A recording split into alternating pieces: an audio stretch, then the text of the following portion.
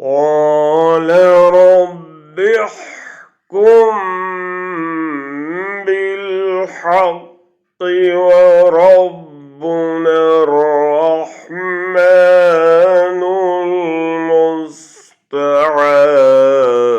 على ما تصفون.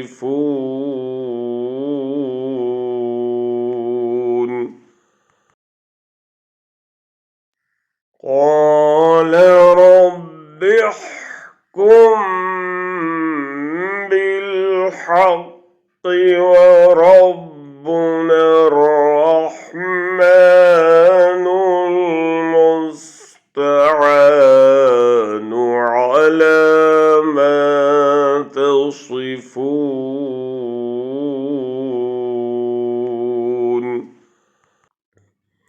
खुद नबी ने कहा, ए रब, इंसाफ के साथ फैसला फरमा और हमारा रब बड़ा मेहरबान है जिससे मदद तलब की जाती है इन बातों पर जो तुम बयान करते हो।